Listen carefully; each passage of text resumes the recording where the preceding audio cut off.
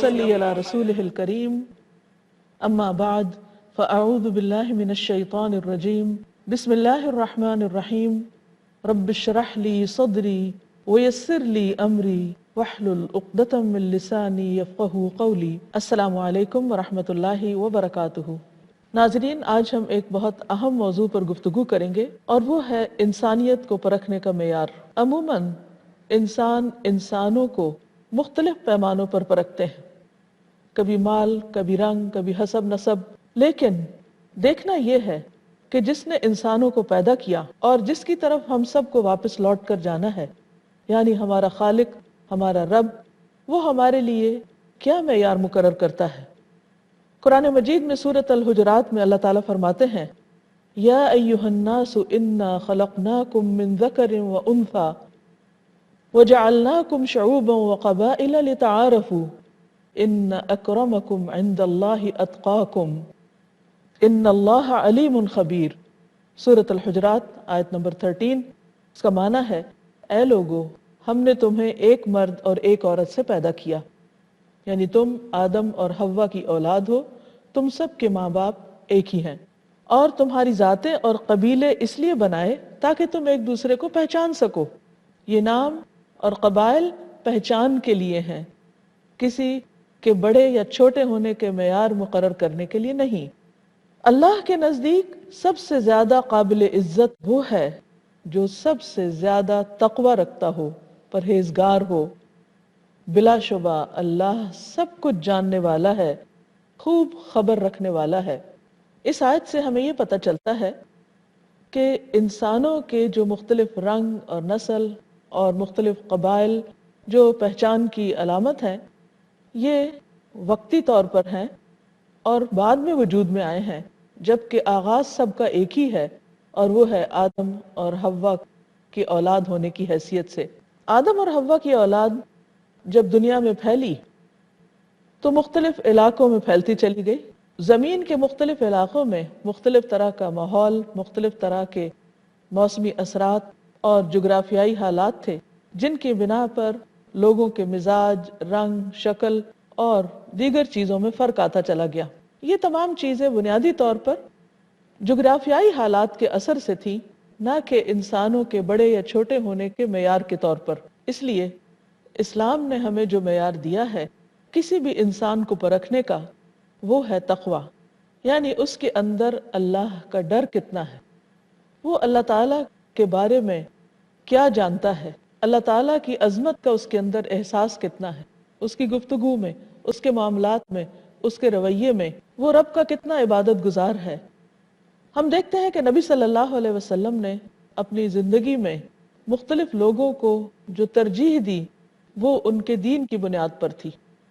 اور مختلف مواقع پر لوگوں کو جو منصب سونپے وہ ان کی اہلیت کی بنیاد پر تھے، نہ کہ کسی رنگ اور نسل سے ہونے کی بنیاد پر۔ مثلا فتح مکہ کا موقع ایک بہت اہم موقع ہے۔ اس موقع پر نبی صلی اللہ علیہ وسلم جب کعبہ کے اندر داخل ہوتے ہیں تو آپ کے ساتھ ابو بکر اور عمر بھی نہیں ہیں، آپ کے ساتھ دو غلام ہیں، ایک بلال رضی اللہ عنہ اور دوسرے اسامہ بن زید جو حضرت زید کی اولاد ہیں، اور اس کے ساتھ عثمان بن طلحہ جن کے پاس خانہ کعبہ کی کنجیاں ہیں۔ اسی طرح فتح مکہ کے بعد جو پہلی اذان دی گئی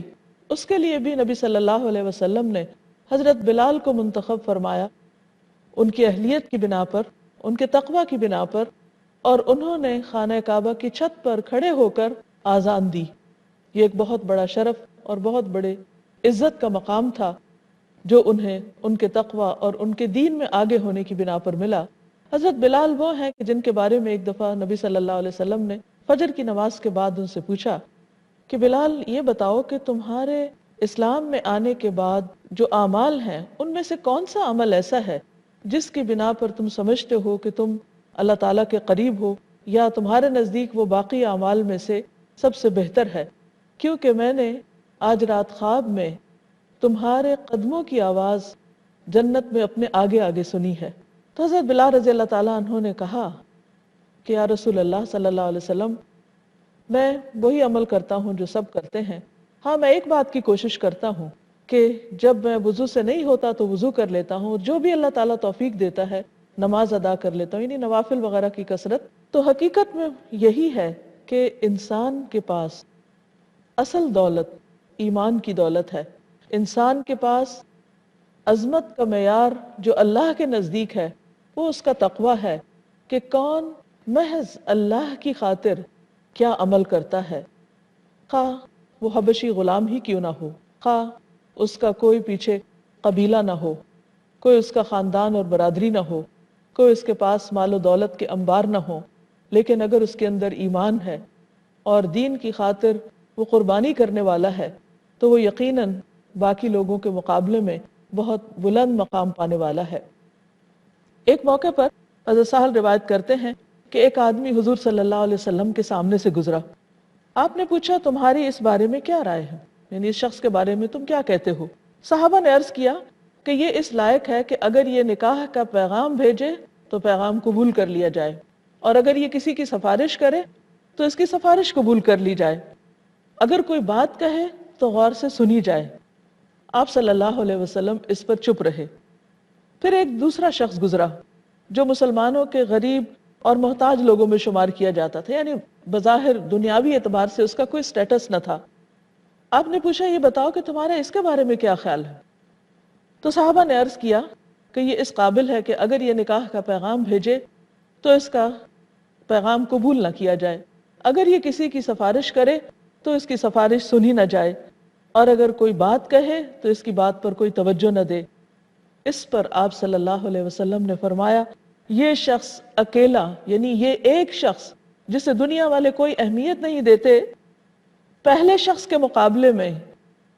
جو پوری زمین بھر بھی ہوں ان سب کے مقابلے میں یہ زیادہ بڑا ہے اللہ کی نگاہ میں، اس کے مقابلے میں جس کی ہر بات سنی جاتی ہے اور جس کو ہر کوئی توجہ دینے والا ہے۔ اگر ویسے لوگ پوری زمین پر بھی پھیلے ہوئے ہوں تو بھی ان کا معیار اور ان کا مقام اللہ کی نظر میں کم ہے، اور یہ شخص ان سب سے بہتر ہے۔ اس سے پتہ چلتا ہے کہ اسلام میں انسان کی اصل وقت، اس کی قیمت اور اس کی قدر کس بنا پر ہے۔ نبی صلی اللہ علیہ وسلم نے فرمایا ان اللہ لا ينظر الى صورکم ولا الى اموالکم ولکن ينظر الى قلوبکم واعمالکم، کہ لوگوں اللہ تعالیٰ تمہاری صورتیں، شکلیں اور تمہارے مال نہیں دیکھتا، کیونکہ عام طور پر لوگ کسی بھی انسان کو کب توجہ دیتے ہیں جب اس کے پاس دو چیزیں ہوں، ایک تو یہ کہ اس کی پرسنالٹی اچھی ہو، شکل و صورت میں اچھا ہو، اور دوسرے یہ کہ اس کے پاس مال ہو، تو ہر شخص اس کے پیچھے جاتا ہے۔ لیکن اللہ سبحانہ و تعالیٰ کسی کی شکل پر توجہ نہیں دیتے، کیونکہ وہ تو اللہ تعالیٰ نے خود بنائی ہے۔ قرآن مجید میں آتا ہے هو الذی یصورکم فی الارحام کیف یشاء، وہ ماں کے پیٹ میں جس کی جیسے چاہتا ہے شکل بناتا ہے، لیکن وہ دراصل دیکھتا کیا ہے، انسانوں میں وہ کس چیز کو پرکھتا ہے اور کس چیز کی قیمت ہے۔ وَلَٰكِن يَنظُرُ إِلَىٰ قُلُوبِكُمْ، وہ تمہارے دل دیکھتا ہے، کیونکہ دل ہی دراصل تقوی کا مقام ہے۔ وَأَعْمَالِكُمْ، اور تمہارے عمل دیکھتا ہے، ایکشنز دیکھتا ہے کہ تم کرتے کیا ہو۔ اگر یہ دو چیزیں درست نہیں تو پھر باقی اگر کسی کے پاس دنیا بھر کی بھی دولت ہو، قارون کے خزانے ہوں، لیکن اللہ کے ہاں اس کی وقت اور قدر ایک مچھر کے پر برابر بھی نہیں۔ اللہ سبحانہ و تعالیٰ اپنے بندوں کے اندر تواضع دیکھنا چاہتا ہے، ہمبلنس، اور ان کو بااخلاق دیکھنا چاہتا ہے۔ حدیث میں آتا ہے ان اللہ اوحى الی ان تواضعوا حتى لا يفخر احد على احد ولا يبغي احد على احد۔ صحیح مسلم کی روایت ہے، نبی صلی اللہ علیہ وسلم نے فرمایا اللہ تعالیٰ نے میری طرف وحی کی ہے کہ تم لوگ عاجزی اختیار کرو یہاں تک کہ کوئی کسی پر فخر نہ کرے، یعنی کوئی کسی پر اپنی بڑائی نہ جتائے اور نہ ہی کوئی کسی پر زیادتی کرے، گویا کسی حسب نسب کے بنا پر یا کسی بھی خوبی کی بنا پر، خواہ وہ اچھی شکل و صورت ہی کیوں نہ ہو یا مال و دولت ہو یا کوئی دنیاوی کچھ اور سٹیٹس ہو، کسی کے پاس کوئی بڑی ڈگری ہو، کوئی چیز ایسی نہیں کہ جس کی بنا پر کوئی شخص اپنے آپ کو دوسرے سے بہتر تصور کرے، الا یہ کہ وہ اللہ کی نگاہوں میں بڑا ہو، اور اس کا معیار ہے کہ اس کے اندر خدا کا ڈر ہو، اور انسان یہ سمجھتا ہو کہ ساری طاقت صرف اللہ کے پاس ہے، ساری قدرت کا مالک وہی ہے، اور انسان تو صرف عاجز مخلوق ہے۔ انسان کو اگر وقتی طور پر کچھ اختیار ملا بھی ہے تو وہ اس کے امتحان کے لیے ہے، اترانے کے لیے، فخر اور غرور کرنے کے لیے، تکبر کرنے کے لیے نہیں ہے۔ وہ اس لیے ہے کہ دیکھا جائے کہ انسان اس اختیار کو استعمال کرتے ہوئے کرتا کیا ہے، کیونکہ دنیا میں کوئی کتنا بھی بڑا بن جائے، موت کے ساتھ ہی اس کو اپنی حقیقت پتہ چل جائے گی۔ جو لوگ دنیا میں بڑے بنتے ہیں، تکبر کرتے ہیں، دوسرے انسانوں کو حقیر سمجھتے ہیں، جب آخرت کے دن اٹھیں گے تو اپنی بے بسی کا اور اپنی بیچارگی کا اور اپنی محتاجی کا خوب احساس ہو جائے گا۔ وہاں اگر کسی کی کوئی قدردانی ہوگی تو اس کے تقوی کی بنا پر۔ دنیا میں جتنی بھی یہ اونچ نیچ ہے، یہ سب وقتی اور عارضی ہے۔ ہم سب کو یہ یاد رکھنا چاہیے کہ ہم خود پیدا نہیں ہوئے، جو کچھ ہمیں ملا ہے وہ بھی ہم نے خود نہیں حاصل کیا، صرف ہمارے علم یا ہماری قوت یا طاقت کی بنا پر ہمیں نہیں ملا۔ یہ دراصل اللہ سبحانہ وتعالیٰ کی طرف سے ہمیں آزمائش کے لیے دیا گیا ہے۔ کچھ بھی جو ہمارے پاس ہے، خواہ مال ہے، ازواج ہیں، اولاد ہے، دنیاوی سٹیٹس ہے، اختیارات ہیں، کچھ بھی ہے، یہ سب کا سب دراصل اللہ تعالیٰ کا انعام ہے اور ایک امتحان کی غرض سے دیا گیا ہے۔ اس پر ہمیں اللہ تعالیٰ کا احسان مند ہونا چاہیے، بندوں کے لیے مہربان ہونا چاہیے، نہ کہ ان چیزوں کی بنا پر تکبر اور غرور کے دھوکے میں مبتلا ہونا۔ حدیث میں آتا ہے کہ تواضع سے اللہ تعالیٰ انسان کو عزت عطا کرتا ہے۔ اللہ تعالیٰ فرماتے ہیں کہ جو شخص میرے لیے اتنا سا جھکتا ہے، جو راوی تھے انہوں نے زمین کے قریب اپنے ہاتھ کو لے جا کر کہا تو میں اسے اتنا بلند کر دیتا ہوں، تو راوی نے آسمان کی طرف جتنا ہاتھ اٹھا سکتے تھے اوپر اٹھایا، کہ جو شخص اللہ کے لیے نیچے ہو جاتا ہے اللہ تعالیٰ اس کو بلندی عطا کرتا ہے۔ آج ہم سب جانتے ہیں کہ حضرت عمر رضی اللہ تعالیٰ عنہ کا نام آتے ہی ہمارے اندر ایک ایمان کا ولولہ پیدا ہوتا ہے، اور ہم سب کے اندر ایک عزت اور محبت کے جذبات جنم لیتے ہیں۔ حضرت عمر اگرچہ مزاج کے سخت تھے، لیکن اس کے باوجود ان کے اندر کس قدر عاجزی تھی۔ ایک موقع پر کسی نے ان سے کہا کہ عمر اللہ سے ڈرو، تو انہوں نے اپنا گال زمین پر رکھ دیا اور کہا کہ واقعی عمر کو ڈرنا چاہیے۔ تو حقیقت یہ ہے کہ وہ اللہ سے ڈرنے والے تھے اور تواضع اختیار کرنے والے تھے، اور اس کی عملی مثال تھے کہ انہوں نے اللہ کی خاطر تواضع کی، اور آج ہم سب کے دلوں میں ان کی عزت، ادب، احترام، محبت اور عقیدت ہے۔ پھر اسی طرح جنت میں داخلے کا معیار بھی کیا ہے؟ کسی کا مال و دولت نہیں ہے، یہ دنیاوی اختیار نہیں ہے۔ ابو ہریرہ رضی اللہ عنہ کہتے ہیں کہ رسول اللہ صلی اللہ علیہ وسلم سے پوچھا گیا کہ کون سی چیز کثرت سے لوگوں کو جنت میں لے جائے گی؟ تو آپ نے فرمایا اللہ کا تقوی اور اچھا اخلاق، یعنی جس کے اندر جتنا زیادہ یہ احساس ہے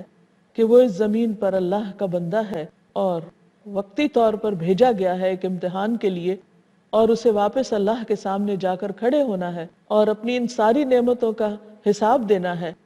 تو وہ انتہائی عاجزی کے ساتھ زندگی کا یہ وقت گزارے گا، حتیٰ کہ بندوں کے ساتھ معاملہ کرتے ہوئے بھی خود بخود اس کے اندر عاجزی آئے گی، جس کے نتیجے میں بہترین اخلاق کا حامل ہوگا۔ لیکن عموماً دنیا والوں کا معیار کیا ہوتا ہے؟ نبی صلی اللہ علیہ وسلم نے خود اس کے بارے میں فرمایا، اہل دنیا کا حسب نسب جس کی طرف وہ مائل ہوتے ہیں وہ مال و دولت ہے، یعنی وہ مال و دولت کی بنا پر کسی انسان کو اہمیت دیتے ہیں یا اس کی قدر کرتے ہیں۔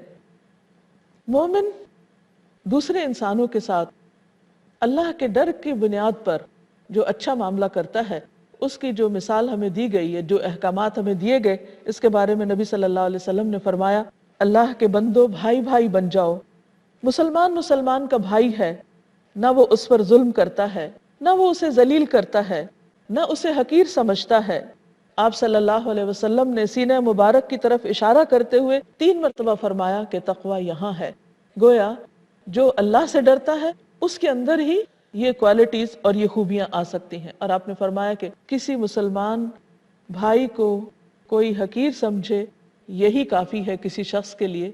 کہ وہ برا کہلائے، یعنی کسی انسان کے برا ہونے کے لیے بس یہی کافی ہے کہ وہ دوسروں کو حقیر سمجھ رہا ہو۔ اور پھر آپ نے فرمایا کہ ایک مسلمان دوسرے مسلمان پر پورا پورا حرام ہے، اس کا خون، اس کا مال اور اس کی عزت و آبرو۔ لیکن ان حرمتوں کی پابندی کون کرے گا؟ وہی جس کے اندر تقوی ہوگا، اور جتنا جس کا تقوی ہوگا اتنے ہی اس کے اعمال بہترین ہوتے چلے جائیں گے، اور جتنے جس کے اعمال اللہ کی مرضی کے مطابق ہوں گے اتنا ہی وہ شخص اللہ کی نگاہوں میں بلند ہوتا چلا جائے گا۔ اس سلسلے میں ہم یہ بھی دیکھتے ہیں کہ اللہ سبحانہ تعالیٰ نبی صلی اللہ علیہ وسلم کو بھی خاص طور پر تلقین کرتے ہیں کہ آپ ان لوگوں کے ہمراہ رہیے،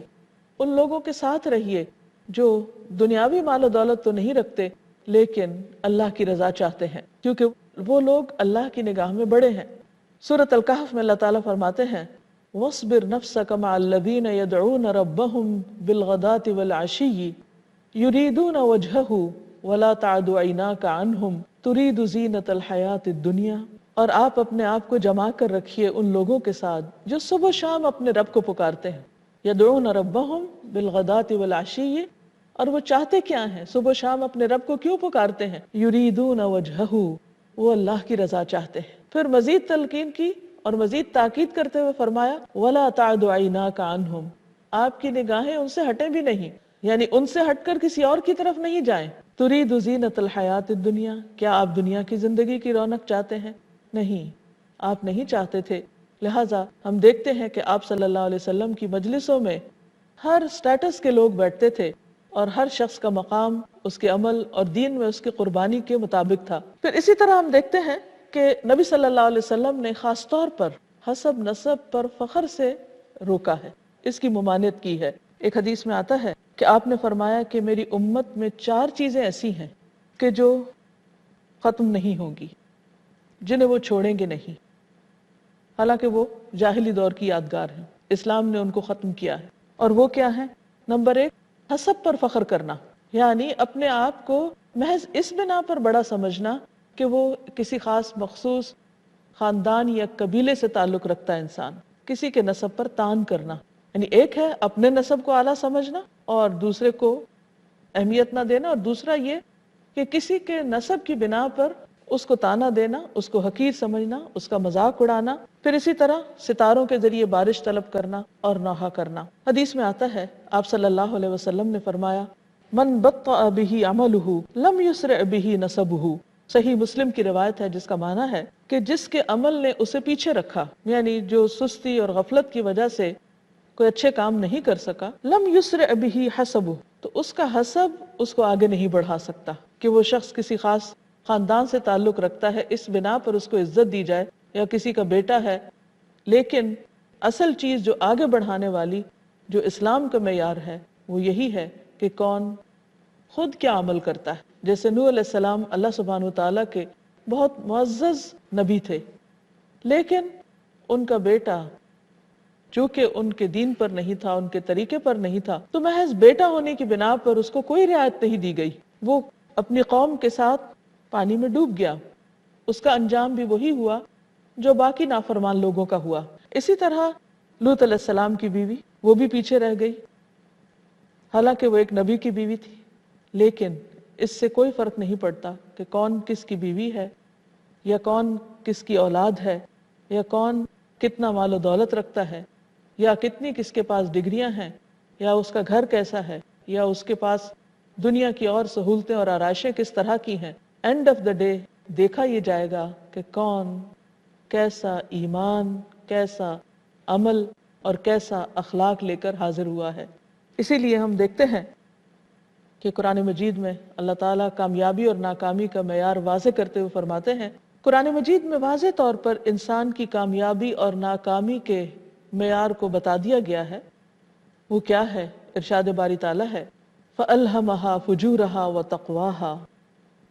کہ اللہ تعالیٰ نے انسان کے اندر اس کا فجور اور اس کا تقوی ڈال دیا ہے۔ اب یہ انسان پر ہے کہ وہ اپنی کس صفت کو یا اپنی کس خوبی یا کس خاصیت کو مزید پروان چڑھاتا ہے۔ اور پھر فرمایا کہ قد افلح من زکاها وقد خاب من دساها، یقیناً فلاح پا گیا، کامیاب ہو گیا وہ شخص جس نے اس کا تزکیہ کیا، یعنی اپنے نفس کا، اپنے تقوی کی پرورش کی۔ وقد خاب من دساها، اور یقیناً نقصان اٹھایا اس نے جس نے اس کو آلودہ کیا، یعنی نفس کو مختلف گناہوں کی آلائش میں مبتلا کیا اور اللہ تعالیٰ کی نافرمانی کے کام کیے۔ اس لیے لازم ہے کہ انسان مسلسل اپنا تزکیہ کرتا رہے اور اس کوشش میں رہے کہ وہ اللہ کی فرما برداری کے کام کرے، لیکن یہ اسی وقت ممکن ہے کہ جب انسان کے اندر حقیقی معنوں میں تقویٰ ہو، جب وہ آ جاتا ہے تو انسان اپنا نگران خود بن جاتا ہے. انسان صرف اپنے ظاہر کو نہیں اپنے باطن کو بھی اچھی طرح دیکھنے کے قابل ہو جاتا ہے. وہ مسلسل فکر آخرت میں رہتا ہے کہ کل اس کا انجام کیا ہوگا. دنیا کے ہر کام میں جو بھی اس کی ذمہ داری ہے اس کو ذمہ داری کے ساتھ ادا کرتا ہے. اس کے اندر ایک خاص طرح کا احساس ذمہ داری جاگ اٹھتا ہے. اس کے اندر جب یہ احساس ہوتا ہے کہ اللہ ہی بڑا ہے تو پھر اس کو اپنی بڑائی کا شوق نہیں رہتا. اس کے اندر پھر جو بھی نعمتیں ملی ہیں جس بنا پر لوگ بڑا بننا چاہتے ہیں ان نعمتوں کی جواب دہی کا احساس پیدا ہو جاتا ہے. جس انسان کے اندر یہ احساس پیدا ہو جائے کہ اللہ سب سے بڑا ہے پھر اس کو اپنی بڑائی کا شوق نہیں رہتا، بلکہ جن نعمتوں کی بنا پر عموماً انسان خود کو بڑا سمجھتا ہے وہ ان نعمتوں کو اپنے لیے ایک آزمائش سمجھتا ہے اور اس کے اندر جواب دہی کا احساس پیدا ہو جاتا ہے. اور ایسا انسان انسانوں سے معاملہ کرتے وقت جذباتیت کا شکار نہیں ہوتا بلکہ اپنی غلطی کو اچھی طرح سمجھنے والا ہوتا ہے اور اس کا اعتراف کرنے والا ہوتا ہے. اللہ تعالیٰ سے دعا ہے کہ اللہ تعالیٰ ہمیں حقیقی معنوں میں تقوی عطا فرمائے. اللہم آت نفسی تقواہا وزکھا انت خیر من زکاہا انت ولیہا و مولاہا. اس کے ساتھ ہی آپ سے اجازت چاہتے ہیں.